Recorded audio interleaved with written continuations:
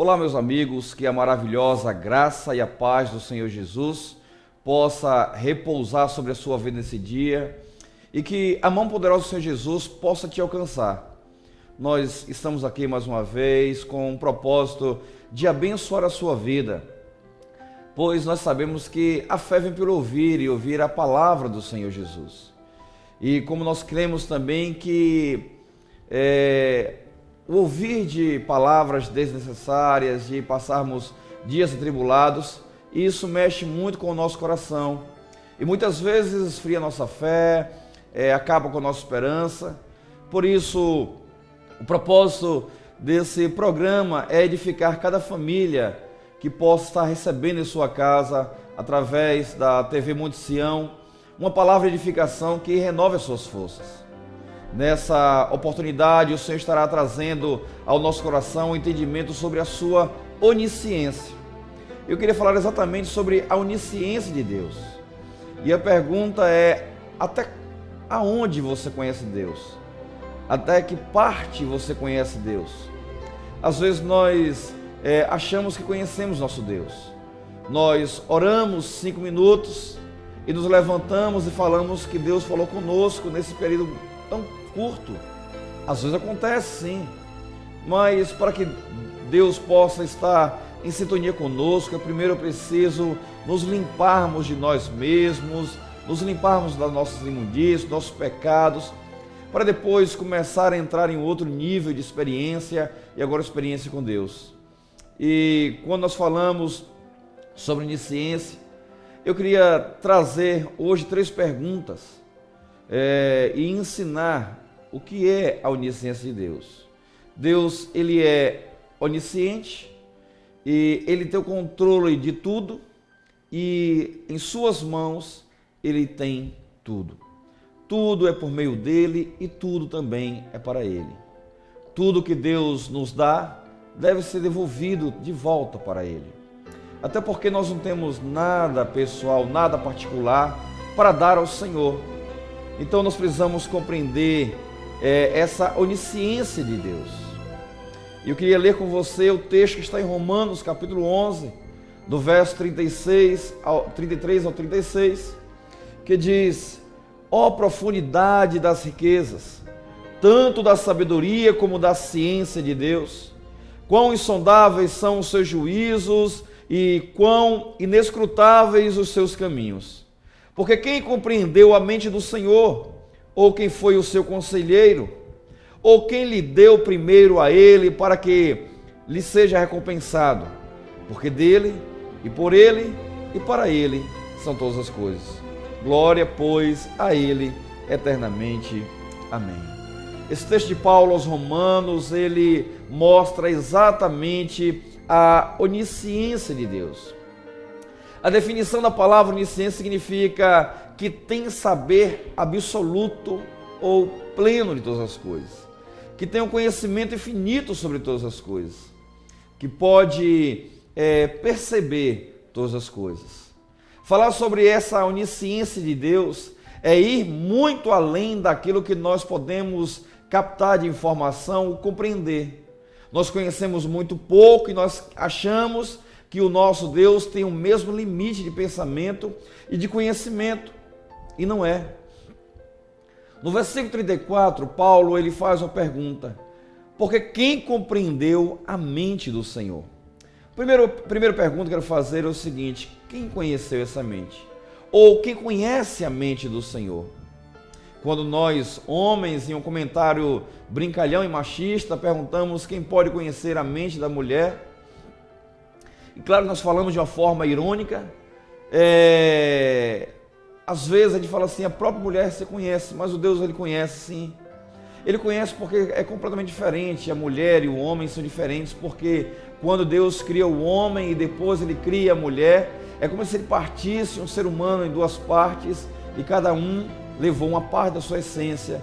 E quando a Bíblia fala que ambos serão só carne, essa fundição entre 2 pessoas se torna a essência exata de Deus. E quando nós perguntamos isso, a pergunta mais séria seria: quem pode compreender a mente de Deus? E Paulo faz essa pergunta, e olha, diga-se de passagem que Paulo ele teve um grande relacionamento com Deus, ele poderia dizer que conhecia Deus só um pouquinho. O próprio Jó, ele servia ao Senhor, sempre entregando suas ofertas, ele oferecia o sacrifício a Deus por sua vida, pelos seus filhos, e ao final de passar por toda a tribulação, ele fala: antes eu te conhecia, apenas de ouvir falar, hoje os meus olhos te veem. Mas claro, quando ele fala que os meus olhos te veem, ele não está falando exatamente da sua visão humana, mas está falando de um conhecimento, de um contato espiritual, de um relacionamento mais profundo com o Senhor. Certa vez, Moisés também, em sua ousadia, ele pede a Deus que ele possa ver. E ele pede essa permissão e o próprio Deus diz que ele não pode ver, porque certamente quem o vê morrerá. Mas Deus lhe propõe que ele fique em um lugar específico, em que ele pudesse fechar os seus olhos e ficar por trás de uma fenda, uma rocha, e que Deus iria passar com toda a sua bondade por ele.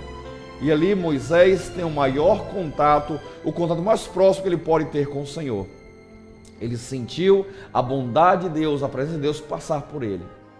Conhecimento, conhecer a Deus. Quando nós falamos de conhecer a Deus, nós achamos que esse Deus, ele é exatamente aquilo que nós imaginamos. Na verdade, a nossa mente ela deve estar aberta o tempo todo para termos a mente de Cristo, como Paulo nos ensina, e nessa mente aberta nós iremos compreender, perceber, nós iremos nos aproximar da vontade de Deus. Nós temos a Bíblia como guia para as nossas vidas, mas ela vai se revelando a cada dia e essa revelação irá nos aproximar cada vez mais do Senhor. Então, quem conheceu a mente do Senhor? O que você poderia entender por essa pergunta quando se faz: você conhece realmente a Deus? Porque muitas pessoas acreditam que conhecem a Deus. Muitas pessoas que leem a Bíblia dizem que conhecem a Deus. Muitas pessoas que vão orar por um determinado momento também acham que conhecem a Deus. Irmãos, o homem ele tem uma mente limitada e Deus ele tem sabedoria. E se ele não limitasse o homem com a sua mente tão limitada quer ser igual a Deus, imagina só se o homem tivesse todo o conhecimento. Pois foi essa proposta que encantou a Eva, quando a serpente disse que ela seria igual a Deus. E Eva encantou com a proposta. Só que essa proposta pecaminosa de Satanás é exatamente para tentar ludibriar a cada um de nós e nos tirar do foco que Deus tem para as nossas vidas. Quem pode conhecer o Senhor? O quanto você conhece a Deus? Nós podemos responder que nós conhecemos a Deus na medida que nós buscamos. Eu queria ler com você o texto de Oséias, capítulo 6, verso 3, que ele dá exatamente uma ordem para nós em cima disso. A nossa limitação de conhecimento de Deus. O profeta ele diz o seguinte: conheçamos o Senhor e esforçamo-nos por conhecê-lo.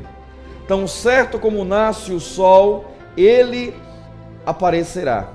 Virá para nós como as chuvas do inverno, como as chuvas da primavera que regam a terra.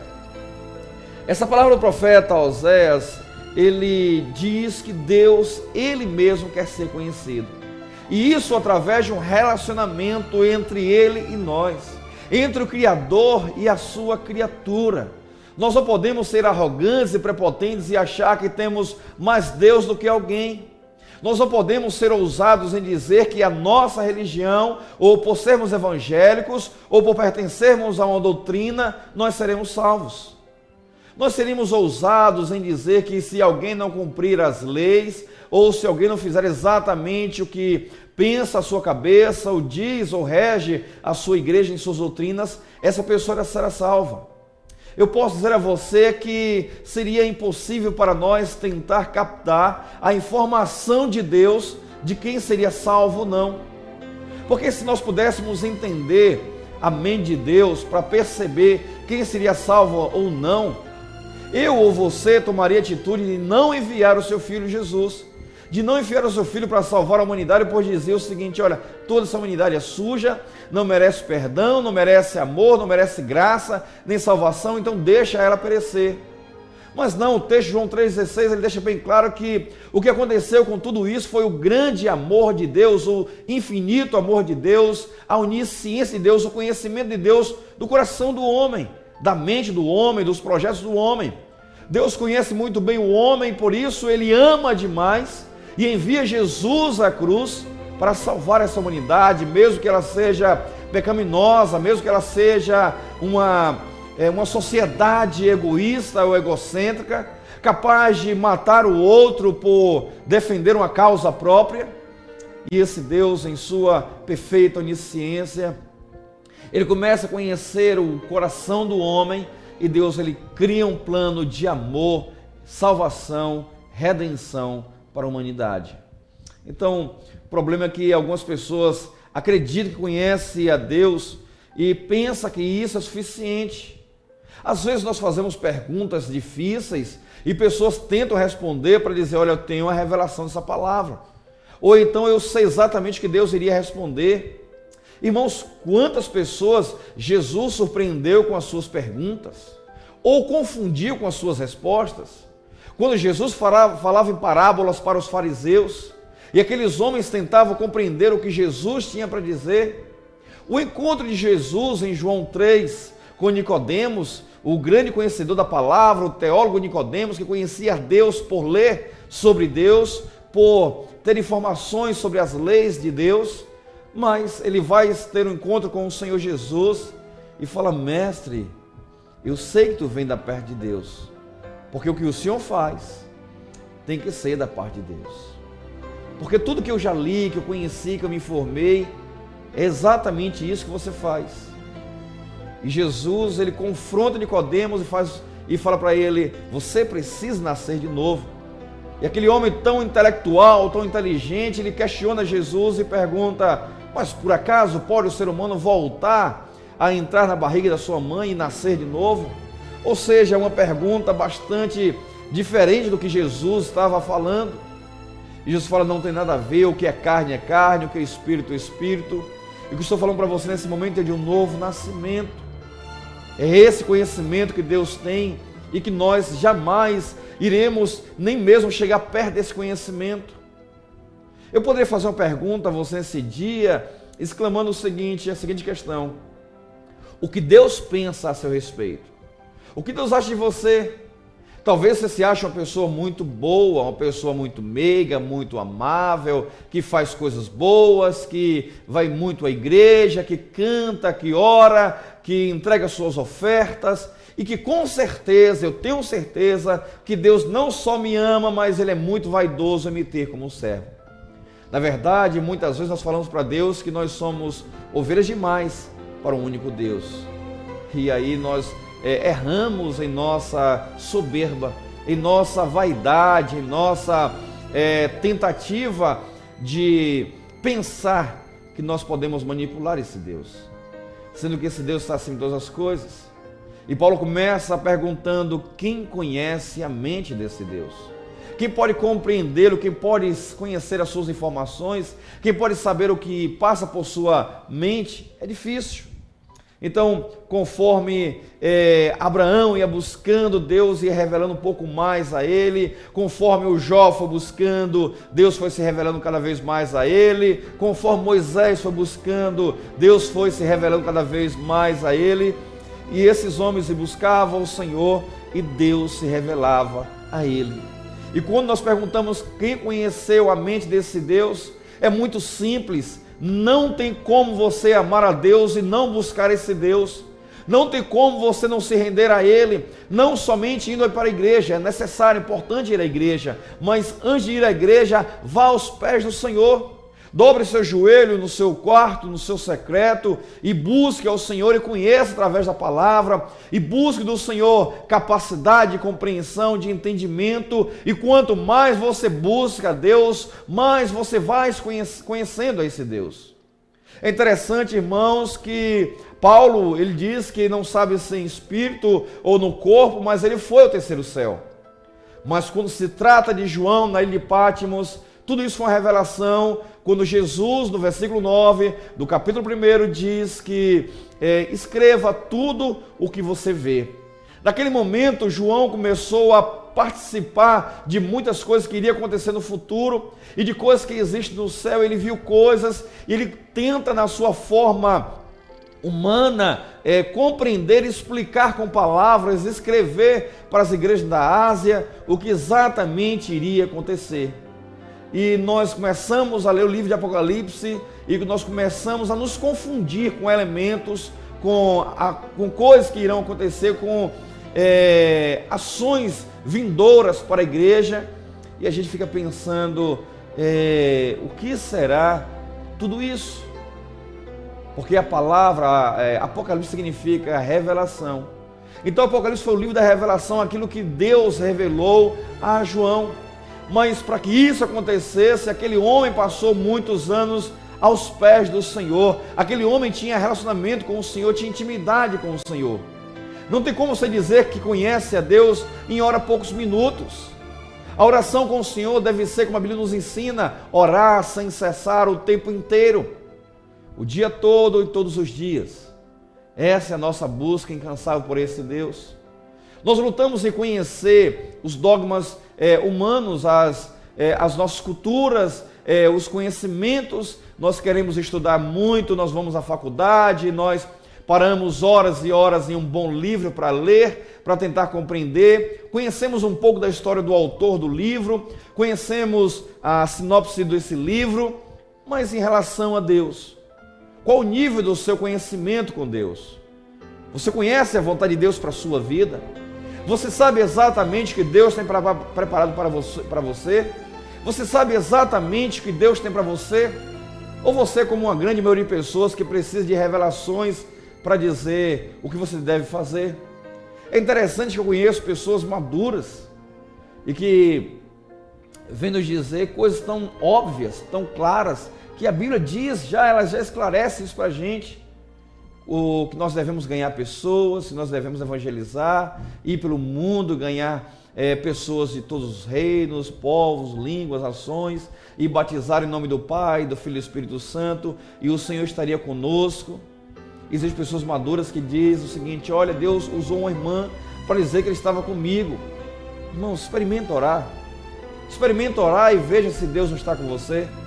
Nesse exato momento, quando você para ouvir essa palavra, você sente seu coração se encher de alegria. Talvez os seus olhos se escorrem com lágrimas devido à situação que você esteja passando. E você está no seu coração pedindo: Senhor, usa esse pastor para que venha falar algo para a minha vida. Se você poderia até dizer: pastor, será que o senhor poderia tirar uma palavra da Bíblia para me dizer? Eu poderia dizer o seguinte, irmãos: a sua Bíblia fechada é um livro normal, mas quando ele se abre, é a boca de Deus falando para você. Não precisa abrir como um sorteio no livro, mas escolha um capítulo, o primeiro capítulo de um livro, e comece a lê-lo. E veja se nesse decorrer da sua leitura o Senhor não fala com você. É porque nos últimos dias o Senhor estaria se revelando a nós através da sua palavra. Nós precisamos ser homens e mulheres de Deus convictos nessa terra. Porque se nós dependermos das revelações que nós ouvimos de muitas pessoas, nós perdemos a nossa fé e nós não ganhamos a fé. Eu lembro que uma certa vez eu vim orando a Deus durante 2 anos, para que eu tivesse o dom de línguas. Em uma vigília, certa vez, uma irmã saiu do seu lugar como profetisa, começou a orar por algumas pessoas, e entre elas tinha uma nova convertida. Essa nova convertida foi batizada com o Espírito Santo e começou a falar em línguas. E em seguida ela veio em minha direção. Eu já vinha orando há anos por isso, e eu buscava, eu falava: agora sim, Deus vai fazer tudo isso com a minha vida. E quando essa irmã veio em minha direção, eu pensei comigo: se essa nova convertida, há pouco tempo atrás, não conhecia nem mesmo a Deus e recebeu o dom de língua, quanto mais eu que estou orando ao Senhor há 2 anos por esse dom. E essa irmã orou por mim, orou durante um bom tempo, e nada do dom de línguas vinha. E de repente ela para e fala o seguinte: você não está preparado para receber o dom de línguas. E aquilo ali caiu meu semblante, eu esmoreci, eu me abati muito. A vigília para mim acabou naquele momento. Eu fiquei triste com Deus, porque Deus tinha falado isso para mim, já que eu tinha buscado há 2 anos. Irmãos, Deus, Ele nos usa da forma que Ele quer, do jeito que Ele quer. E Paulo fala que os dons eles são exercidos pela igreja para a edificação do corpo de Cristo. O dom de línguas é um único dom que edifica a si mesmo. Eu não tenho um dom de línguas, mas o Senhor me deu outros dons. Não que eu parasse de buscar, ou não que eu menosprezasse, ou não que isso mudou, não. Mas eu vim compreender que tudo que acontece em nossas vidas, desde quando nós colocamos nas mãos de Deus, Ele tem o seu poder para fazer. É interessante que algumas pessoas, elas vivem suas vidas de pecado e depois acontece uma grande tragédia na sua vida e você coloca #Deus no controle. Nem sempre Deus está no controle. Ele deveria estar 100% no controle. Mas quando nós tomamos as rédeas das mãos de Deus e começamos a exercer a nossa vida como nós achamos que nós devemos executá-la, Satanás ele começa a tomar proveito, pois ele sabe que o orgulho, a prepotência, a vaidade são sintomas de pecado. Ele começa a jogar essas gotas para que nós venhamos a viver a nossa vida de acordo com o que nós pensamos e não mais a vontade de Deus. E aí no versículo 34, Paulo pergunta: quem foi o seu conselheiro? Primeiro pergunta que conheceu a mente de Deus e depois quem é que ajuda nos seus pensamentos. Por acaso você já deu conselhos para Deus? Talvez você diga não. Quem poderia dar conselhos para Deus, já que o próprio Paulo faz essa pergunta?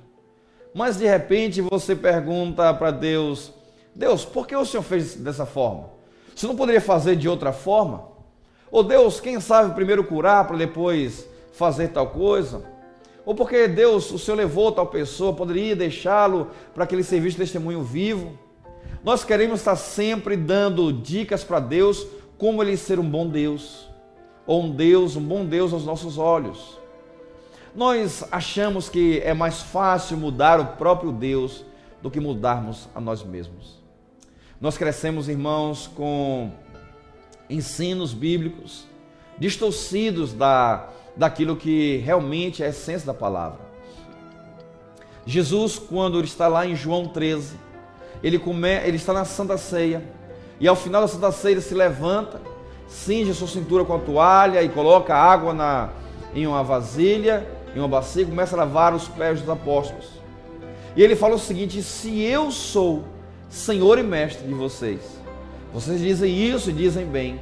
Se eu faço isso com vocês, que eu lavo os pés de vocês, quanto mais vocês com os outros. Se eu que sou o Senhor, se eu que estou acima de vocês, se eu faço isso, quanto mais vocês. Nós aprendemos a viver com Cristo de uma forma vaidosa e arrogante, e nós vivemos uma batalha com Satanás, dizendo para ele: Satanás, vem para debaixo dos meus pés, porque eu estou mandando, porque eu sou crente, porque eu oro, porque eu li isso, porque aquilo. Venha, Satanás, obedeça o que eu estou mandando. Como se nós fizéssemos isso com o nosso cachorro de estimação em casa. Venha para cá, cachorro, porque eu estou mandando. Às vezes nós brincamos com a obediência do nosso animal, e ele não é necessário nem que ele sente ou que ele levante, mas nós fazemos isso para mostrar para as pessoas que o nosso cachorro nos obedece. Mas é constrangedor ver o seu cachorro tão dócil te obedecendo e ver os seus filhos crescendo longe dos caminhos do Senhor e rebelde, e não conhecendo o Senhor e não te obedecendo. Você poderia perguntar: por que o meu cachorro ele obedece e o meu filho não obedece? Será que você também obedece a Deus? Será que existe um grande prazer em obedecer a sua palavra e a sua vontade? Será que é interessante para você respeitar a onisciência de Deus e entender os propósitos dele, os seus planos?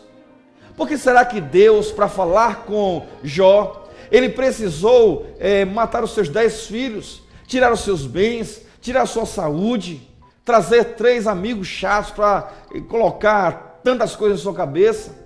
Será que Deus não poderia ser mais simples?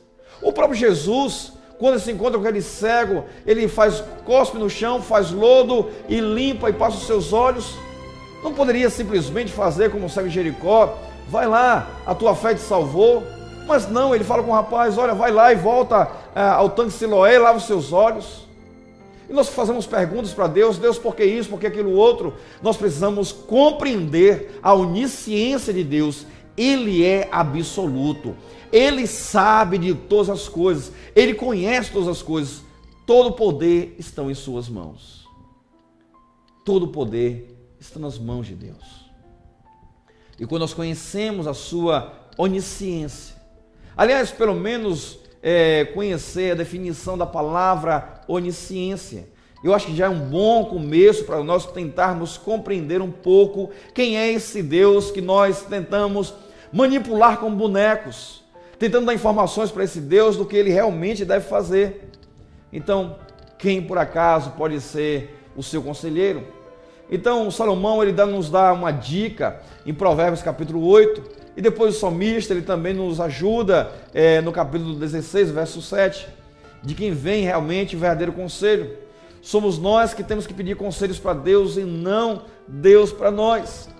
Então veja o texto de Provérbios capítulo 8, versículo 14, que diz: meu é o conselho e a verdadeira sabedoria, eu sou o entendimento, minha é a fortaleza. Veja que palavra, eu sou o entendimento. É muito forte isso. E o salmista no capítulo 16, verso 7 diz o seguinte: bendirei o Senhor que me aconselha, na escura noite o meu coração me ensina. Ou seja, esse Deus ele está no domínio de todas as coisas, no controle de tudo. E em terceiro, quem primeiro deu alguma coisa para Deus? Ou quem se antecipou para doar alguma coisa para Deus? Quem acha que pode dar alguma coisa para Deus porque tem algo para dar a Deus? Você por acaso está em uma posição de negociante? Em dizer para Deus: Deus, se o Senhor me abençoar, eu vou fazer isso. Se o Senhor me der aquilo, eu vou fazer aquilo outro. Irmãos, creia o que a palavra diz. Paulo fala: o salário do pecado é a morte. E mais ousadamente ainda, Paulo diz que todos nós pecamos e destituídos estamos da glória de Deus. O que nos aproxima de Deus é a graça de Jesus. É essa maravilhosa graça que nos aproxima de Deus. Então, quem pode ter alguma coisa para dizer que eu posso dar isso a Deus? Se alguém acha que pode mudar a história de uma igreja com um dízimo, com uma oferta, quem acha que limpa a igreja melhor que todo mundo, ou quem evangeliza melhor que todo mundo, ou o melhor pastor do mundo, eu acredito que cada um tem a sua função no reino de Deus. Eu tenho a minha parcela, eu tenho a minha função no reino de Deus. Eu acredito que cada telespectador desse programa foram exatamente o número de pessoas decidido pelo Senhor para ouvir essa palavra. Eu acredito que não existe sorte, mas existe o propósito de Deus. E eu, juntamente com um pastor que eu não conheço, em outro lugar, numa cidade maior, numa igreja maior, numa igreja menor, numa igreja pequena, um pastor na roça, no interior, nós achamos interessante, nós adotamos como parceiro um irmão que ele trabalha no sertão do Rio Grande do Norte. E esse irmão, ele é missionário e ele anda quilômetros e quilômetros no sol quente para falar de Jesus nas pequenas casas. Eu achei interessante porque poucos têm o coração para isso, e nós temos no coração o desejo de ajudar esse irmão mensalmente, e nós fazemos isso, e nós percebemos que ele, ao executar isso, e a nossa colaboração é exatamente o nosso exercício também de ir em lugares onde nós não podemos ir, e nós nos completamos o reino de Deus. Não existe um pastor melhor do que o outro, uma palavra melhor do que a outra, uma pregação melhor do que a outra. Existe a palavra para o dia, existe o alimento para o dia, existe o pastor para aquela situação, para aquele determinado momento. Existem pessoas que têm uma função e outros têm outras funções, mas o reino de Deus é completo, e um completa o outro, e um edifica o outro, e a igreja do Senhor Jesus cresce em comunhão e unidade. Então quem pode dar alguma coisa primeiro para Deus? É errado pensarmos que a obra de Deus depende exclusivamente de nós. Se Deus não depende de ninguém, irmãos.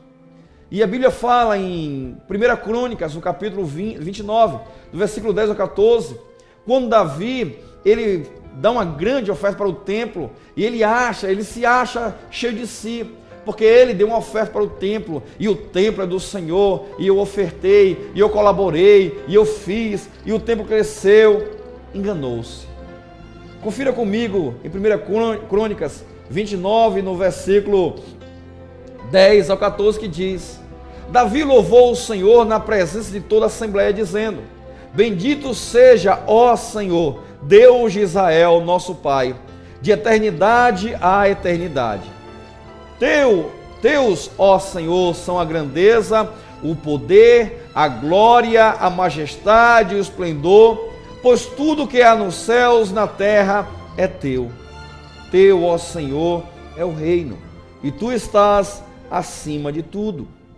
A riqueza e a honra vêm de ti, tu dominas sobre todas as coisas. Nas tuas mãos estão a força e o poder para exaltar e para dar força a todos.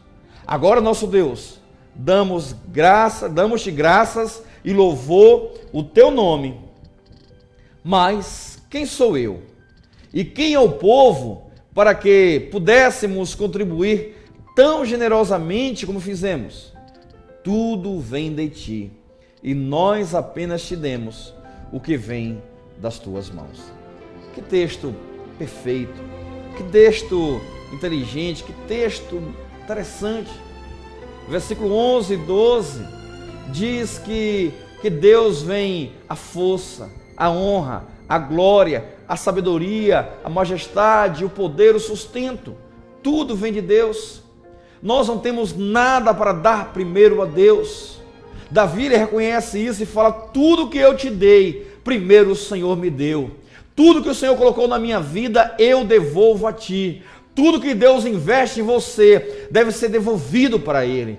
Tudo que é seu deve ser devolvido, deve ser entregue a Ele. É por isso que Deus ele pede Isaac a Abraão. Porque Abraão ele tinha muitos bens, e os bens de Abraão pertenciam a Deus. Abraão não tinha problema em entregar um bom novilho, um bom bezerro, uma boa ovelha para dar como oferta, para sacrificar a Deus. Mas Abraão ele tinha dificuldade de entregar o seu filho Isaac a Deus.